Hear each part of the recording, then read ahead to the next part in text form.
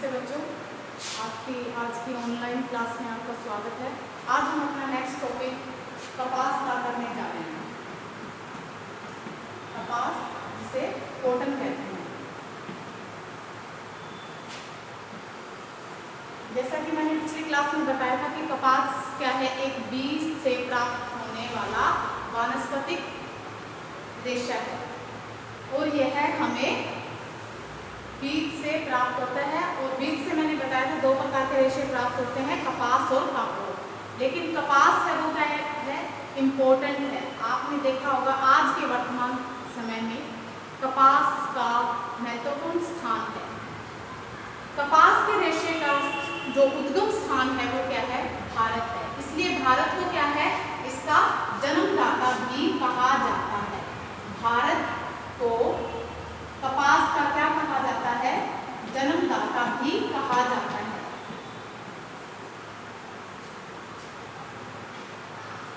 क्योंकि भारत में अति प्राचीन काल से ही कपास की खेती की जा रही है और इससे क्या है, वस्त्र बनाए जा रहे हैं। कपास भारत में सूती वस्त्रों के औद्योगिकरण में काफी विकास हुआ है। सबसे पहले सन 1818 ईस्वी में 1818 में कलकत्ता में इसकी मील बनी थी। सबसे पहली मील 1818 ईस्वी में कलकत्ता में बनी थी। दूसरी जो इसकी मील थी वो है, इसके बाद इसमें 1854 ईस्वी में बम्बई में 1854 ईस्वी में बम्बई में बनी थी। 1861 ईस्वी में अहमदाबाद में 1861 ईस्वी में अहमदाबाद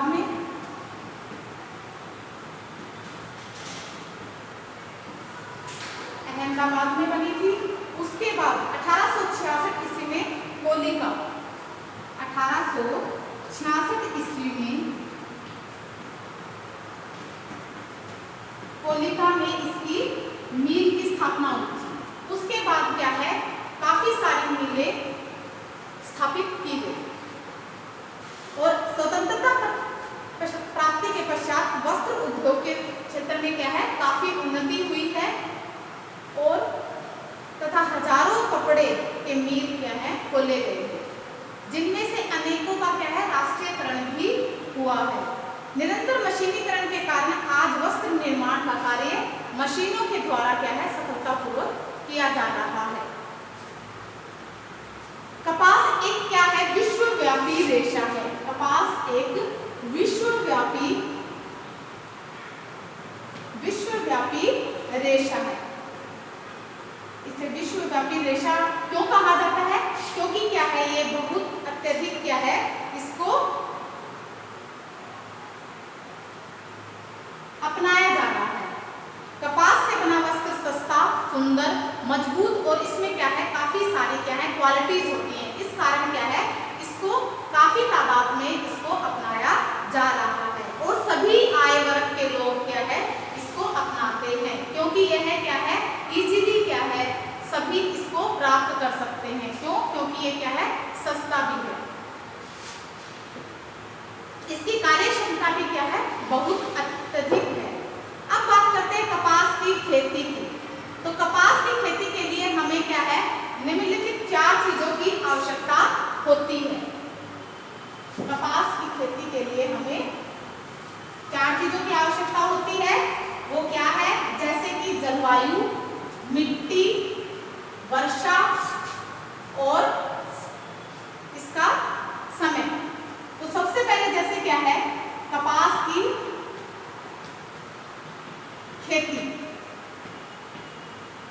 इसके लिए खेती के लिए हमें 4 चीजों की आवश्यकता होती है। सबसे पहले है जलवायु। दूसरा है इसमें वर्षा, तीसरा है मिट्टी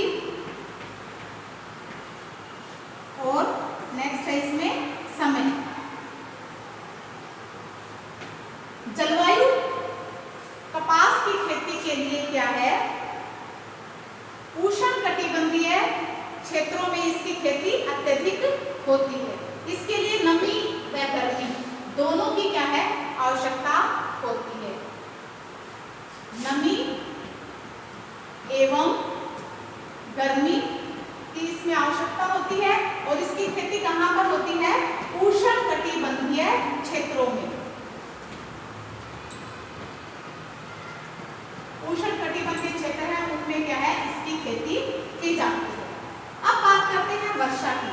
वर्षा के लिए इसमें 30 से 38 सेंटीमीटर 30 से 38 सेंटीमीटर बरसात की इसमें आवश्यकता होती है। अब बात करते हैं मिट्टी की। इसके लिए हमें क्या है काली मिट्टी की आवश्यकता होती है। काली मिट्टी और क्या है इसके लिए सबसे उपयुक्त कौन सी मिट्टी मानी जाती है काली मिट्टी उपयुक्त मानी जाती है। इस मिट्टी में पानी सोखने की जो क्षमता होती है वो क्या है पानी सोखने की क्षमता है वो सर्वाधिक होती है। सोखने की क्षमता सर्वाधिक होती है इसलिए क्या है ये अच्छी मानी जाती है। तो अमेरिका की जो मिट्टी है वो क्या है इसके लिए उपयुक्त है क्योंकि वहां की मिट्टी क्या है काली है। तो इसलिए वहां की जो रेशा होता है वो अच्छा माना जाता है। और विश्व में कपास उत्पादन के लिए क्या है विश्व में कपास उत्पादन के लिए अमेरिका का प्रथम स्थान है।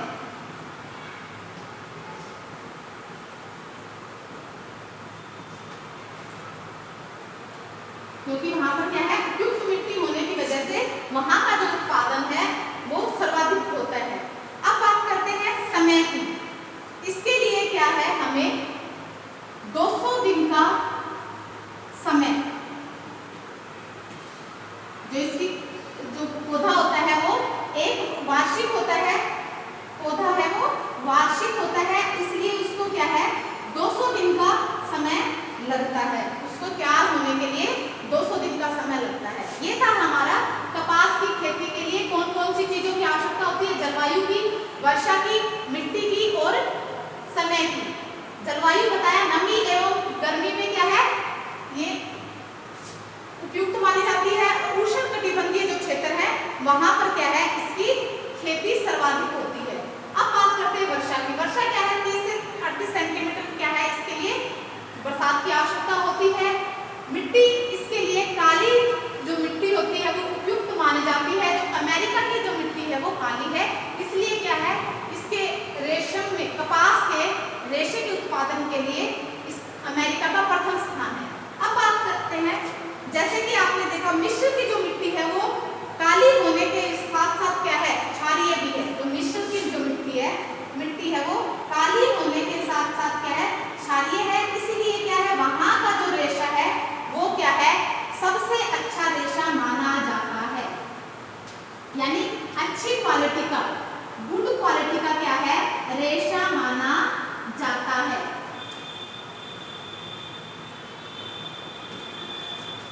अच्छी किस्म का रेशा माना जाता है।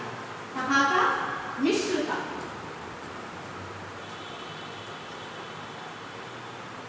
मिस्र का जो रेशा है वो क्या है उत्तम क्वालिटी का रेशा माना जाता है।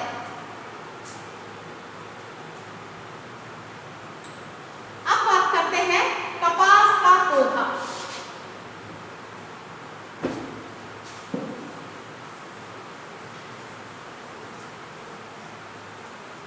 आकार के अनुसार कपास का जो पौधा होता है वो 3 प्रकार का होता है। सबसे पहले होता है बड़ा पौधा,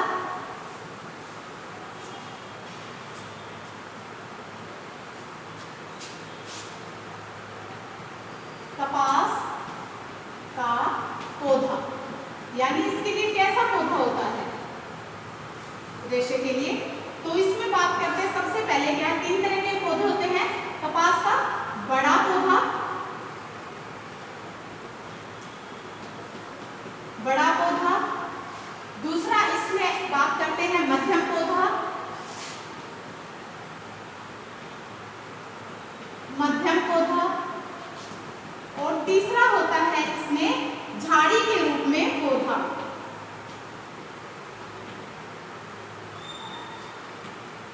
झाड़ी के रूप में,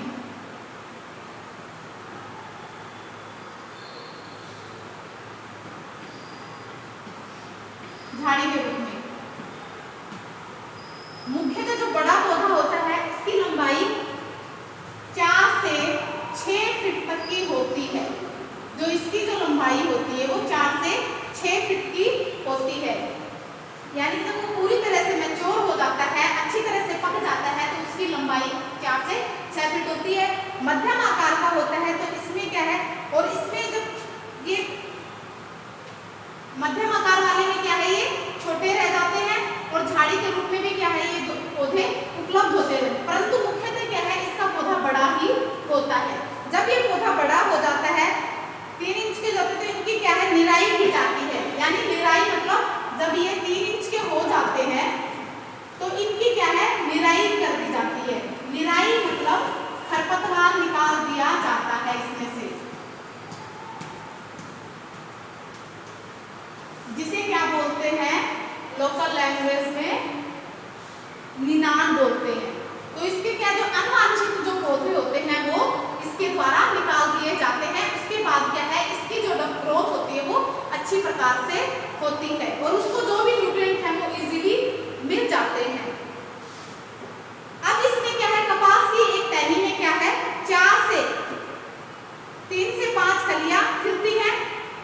प्रत्येक कली में एक फूल खिलता है और फूलों की अलग अलग किस्म की होती है। क्रीम रंग का होता है, लाल रंग के होते हैं, नीले रंग के होते हैं, सुनहरे होते हैं और भूरे रंग के भी क्या है, इनके फूल निकलते हैं। और जब ये क्या हो जाता है, भिन्न भिन्न रंगों के इनके फूल होते हैं। प्रारंभ में कपास के फूल क्या क्रीम रंग के हो जाते हैं और बाद में क्या है, वो बैंगनी रंग के भी हो जाते हैं।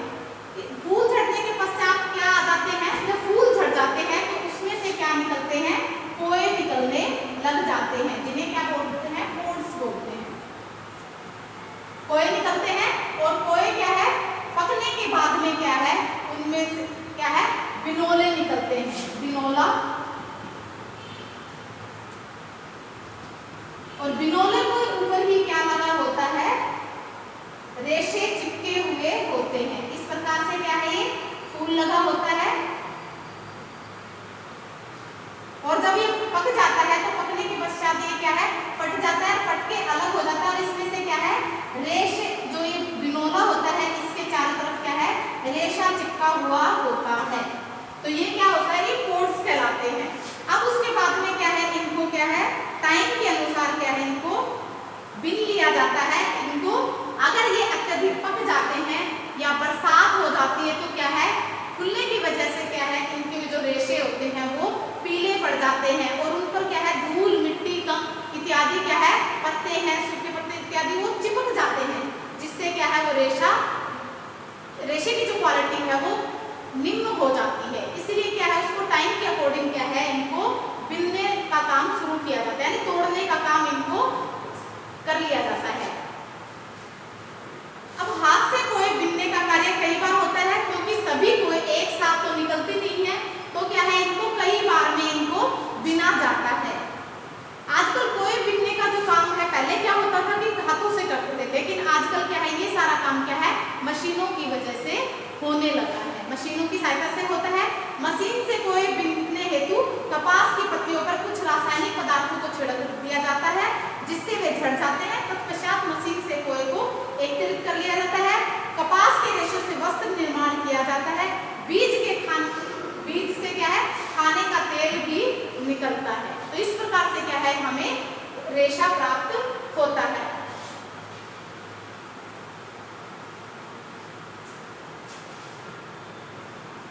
अब आगे बात करते हैं हमारे सूती वस्त्रों का निर्माण प्रक्रिया। जो सूती वस्त्रों की निर्माण प्रक्रिया की बात करते हैं, हमने बात की कपास की खेती की बात की और कपास के पौधे की बात की कि किस प्रकार की इसको जलवायु, मिट्टी, पानी, बरसात, समय चाहिए। फिर उसके बाद हमने बात की कि पौधा होता है जो किस प्रकार का होता है। अब आगे बात करते हैं इसके निर्माण, वस्त्रों के निर्माण प्रक्रिया की। जो कपास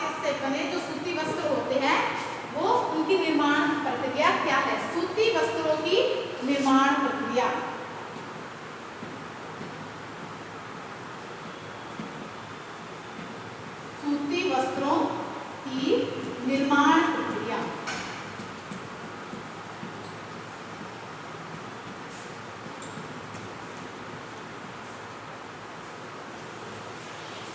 सबसे पहले बात करते हैं, हमने देखा कि पौधा बड़ा हो गया और बड़े होने के बाद उसमें क्या कर दी जाती है, 3 इंच का होता था, उसमें से खरपतवार निकाला जाता है, और जब वह 4 से 6 फीट तक का हो जाता है तो उसकी क्या है, उसमें से कोए वगैरह फटते हैं और उनको क्या है, कोए को अब क्या करते हैं, जब इनको बिनने का काम करते हैं, सबसे पहले इस प्रक्रिया के अंतर्गत आता है कोए को एकत्रित करना। तोड़ दिया हमने, अब क्या करते हैं, कोए को एकत्रित करना।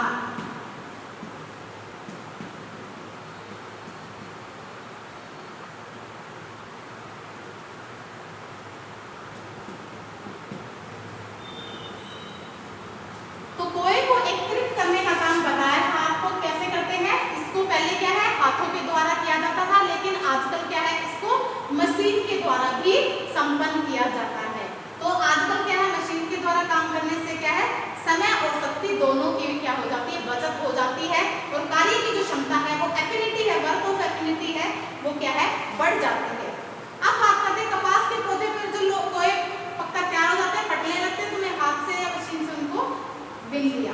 अब आगे क्या है, अगर इनको उपयुक्त समय रहते अगर नहीं बिनते हैं या इकट्ठा नहीं करते हैं तो क्या हो जाता है उसमें, जैसे मैंने बताया था कि उसमें क्या है, धूल मिट्टी और सूखे पत्ते वगैरह क्या उसको ऊपर आकर चिपक जाते हैं, और बरसात आ जाए तो क्या है, उस रेशे की जो किस्म है या उसकी क्वालिटी है वो क्या है, खराब हो जाती है। अब बात करते हैं ओटना।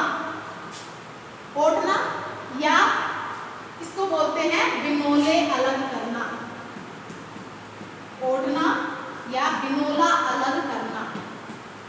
आपने देखा होगा बिनोला है वो पशुओं को चारे के रूप में दिया जाता है।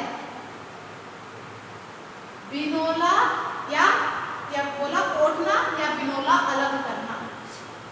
ओढ़ने को क्या बोलते हैं, बिनोला अलग करना। को एकत्रित कर लिए, को एकत्रित करने के बाद हम क्या करेंगे, ओढ़ना या बिनोला अलग करेंगे। जब ये हो जाता है, कपास के कोए में बीज व रेशे, इसके ऊपर मैंने बताया था क्या है, बिनोलों पर क्या चिपके होते हैं, रेशे चिपके होते हैं, तो इनको क्या है, ओटा जाता है। ओटने का कार्य क्या, हाथ के द्वारा, मशीन के द्वारा और छड़ के द्वारा, 3 तरीके से इसको क्या किया जाता है, ताकि इसमें से क्या है, धूल मिट्टी बीज वगैरह जो अननेसेसरी जो इसके ऊपर चिपके होते हैं वो अलग हो जाए। तो जो ओटने का काम है वो कितनी प्रक्रिया द्वारा, 3 तरीके से किया जाता है, 3 प्रकार से किया जाता है।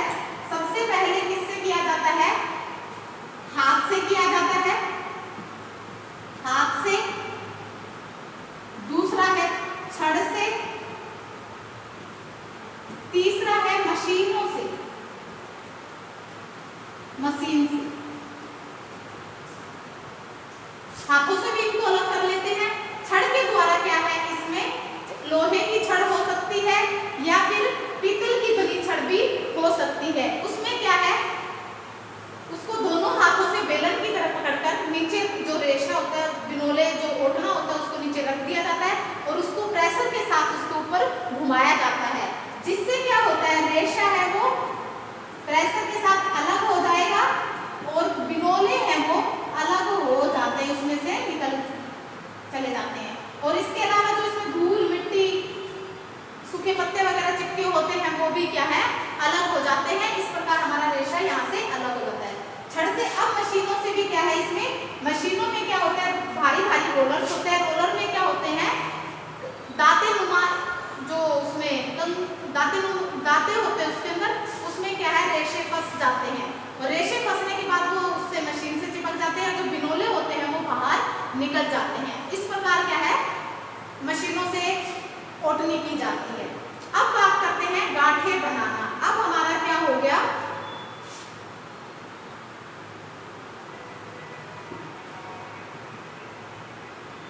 कोई एकत्रित हो गई, ओटनी हो गई। अब हम जो तीसरी प्रोसेस है हमारा वो क्या है, इसमें गांठें बनाना।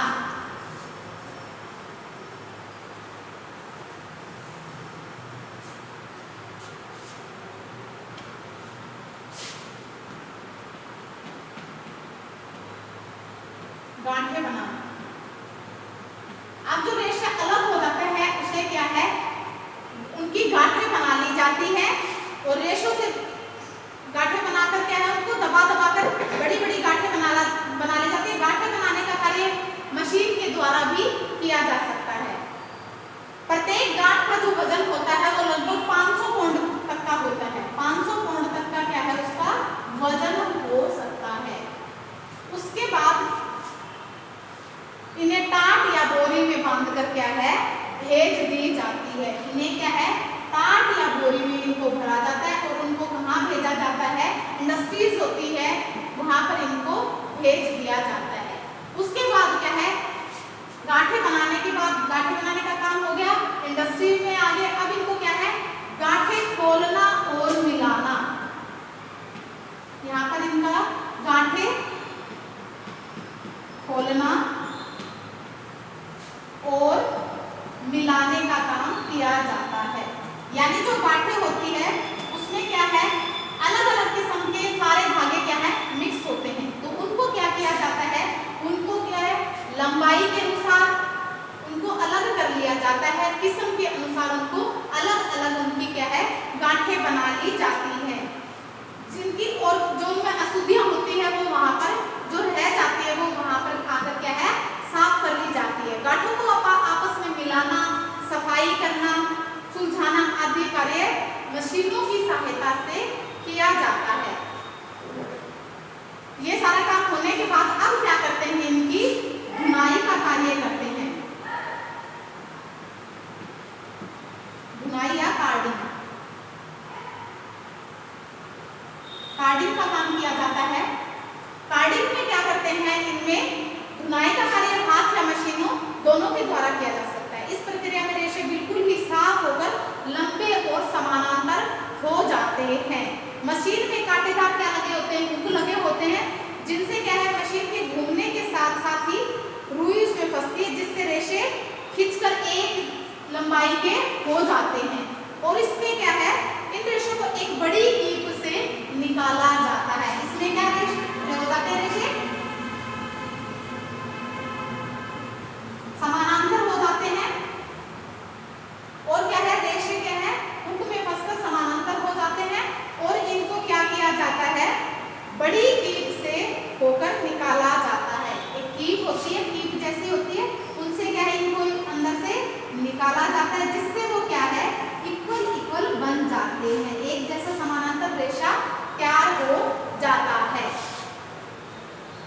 जिन्हें क्या है और ये दबकर गोलाकार एक पट्टी के रूप में गोलाकार बन जाते हैं। ऐसे पट्टी के रूप में गोल गोल ये बन जाते हैं। अब इनको क्या है जो ये बन जाता है गोलाकार पट्टी होती है इसे कार्ड फाइबर बोलते हैं। जो ये पट्टी होती है इसको क्या बोलते हैं, इसको कार्ड फाइबर बोलते हैं।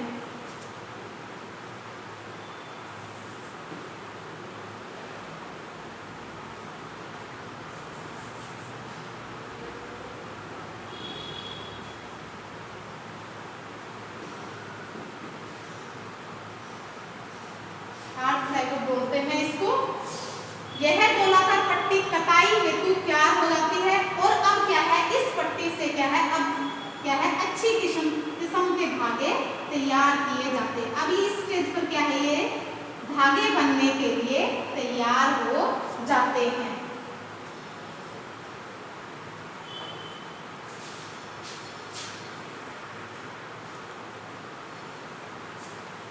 अब इसमें क्या है आगे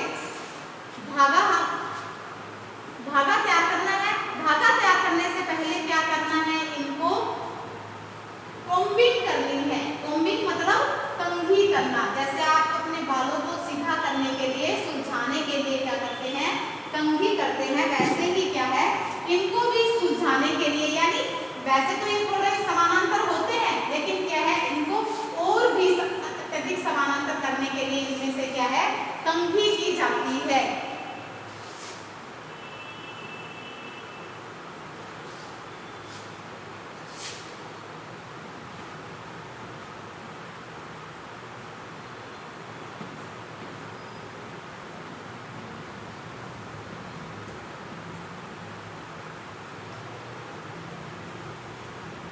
कंघी की जाती है। कंघी में मैंने बताया दांतेनुमा क्या होते हैं, कंघी की तरह क्या है, ये मशीनों से भी कर सकते हैं और इनको क्या है मशीनों में इनको समानांतर किया जाता है। इसमें से क्या है धागे निकलते रहते हैं और वो क्या है एक जैसे लंबाई के समानांतर हो जाते हैं। इसमें से क्या होते हैं जो लंबे रेशे होते हैं वो अलग हो जाते हैं, लंबे रेशे होते हैं वो अलग हो जाते हैं, छोटे छोटे जो रेशे होते हैं वो अलग हो जाते हैं और इनको लंबे रेशों को अलग कर लिया जाता है, छोटों को अलग कर लिया जाता है। लंबे रेशों से क्या है अच्छी किस्म के जो धागे हैं वो बनते हैं, यानी अच्छी किस्म के वस्त्र बनते हैं। लेकिन जो छोटे रेशे होते हैं उनसे क्या है लो क्वालिटी के कपड़े बनते हैं।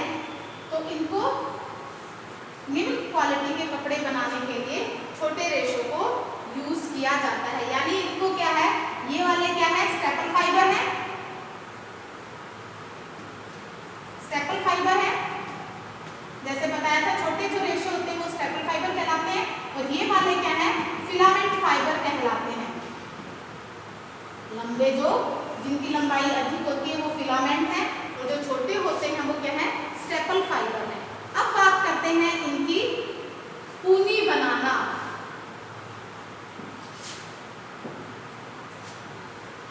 ऊनी बनाने में क्या करते हैं,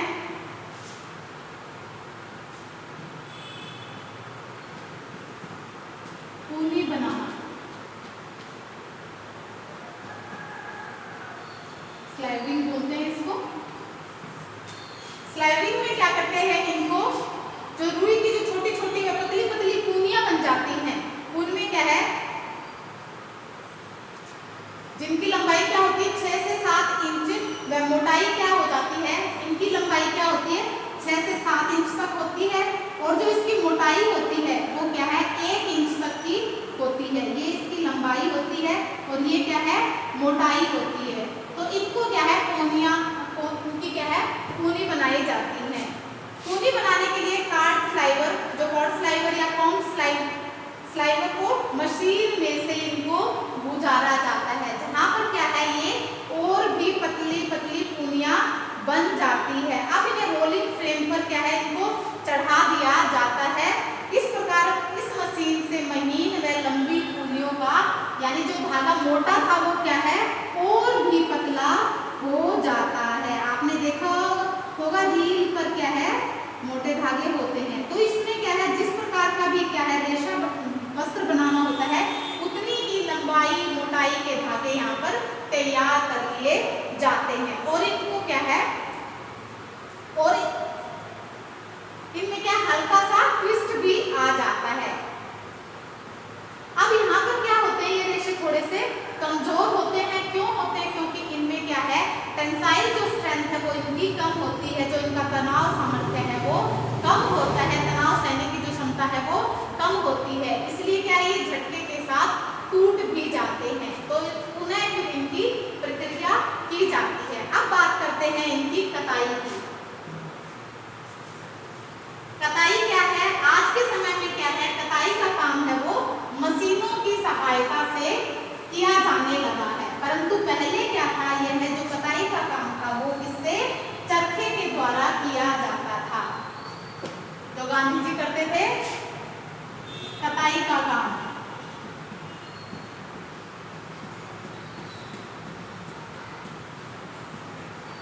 स्पिनिंग बोलते हैं इसको, कताई करना यानी ट्विस्ट देना, बल देना, ऐंठन देना, ये काम क्या है स्पिनिंग प्रोसेस में किया जाता है। इसमें क्या है नहीं पहले क्या था इसको चरखे पे किया जाता था, हाथ से किया जाता था, उसमें क्या था बहुत अत्यधिक समय लगता था। लेकिन आजकल क्या है मिनटों में मशीनों के द्वारा काफी सारे लंबे काफी मीटर रेशे का निर्माण कुछ ही सेकंडों में हो जाता है। इस फ्रेम में तीव्र गति से चलने वाले क्या है रोलर्स लगे होते हैं। इन रोलरों के बीच में से होकर क्या है कुनियों को गुजारा जाता है, जिससे क्या है उनकी खिंचाई व बटाई भी होती रहती है। अंत में क्या है वांछित मोटाई का क्या है धागा प्राप्त कर लिया जाता है और उस धागे को क्या है उनकी कोनियों या बोबिन्स या फिर उनकी गोलियां या लच्छी या गुच्छी बोलते हैं उनको जिस भी ऊन में चाहिए होता है उनको लपेट लिया जाता है। अब बात करते हैं हमारी वीविंग की। हमारा धागा बनकर तैयार हो गया, अब क्या आएगा, वीविंग होगी, बुनाई।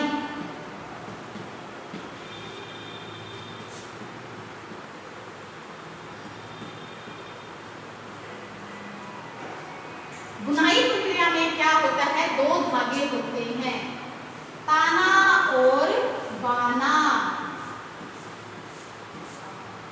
ये होता है हमारा ताना यानी बात, और ये जो होता है वो क्या होता है, वैफ्ट या बाना, ताना या बाना। इसी प्रोसेस से ये क्या है, ताने बाने के द्वारा क्या है, कपड़ा तैयार किया जाता है। बुनाई प्रक्रिया में क्या है, कई बार क्या है, इसको धागे के समय में इनको रंग लिया, धागा जब बन रहा होता है तभी इनको क्या है, रंग लिया जाता है।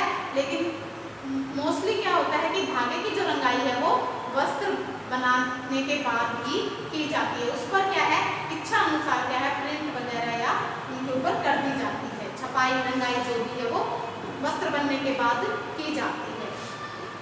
और इसमें क्या है, बुनाई में क्या है, मुख्यतः ये तो जैसे क्या थी, प्लेन वीव थी, सादी बुनाई थी। लेकिन बुनाई क्या है, बुनाई कई प्रकार की होती है, सादी बुनाई हो गई, क्विल हो गई, क्विल बुनाई है, जैकार्ड है, साटिन है। ये क्या है, बुनाई के प्रकार हैं, अलग अलग प्रकार की क्या है, बुनाई है। इनसे क्या है, वस्त्रों को तैयार किया जाता है। जैसे कि क्या है, क्विल बुनाई से क्या है, डेनिम की जो पैंट्स वगैरह, डेनिम का जो कपड़ा होता है वो क्विल बुनाई के द्वारा बना जाता है, और जो डेनिम का जो कपड़ा होता है वो क्या है, मजबूत होता है। तो इस प्रकार से क्या थी हमारी ये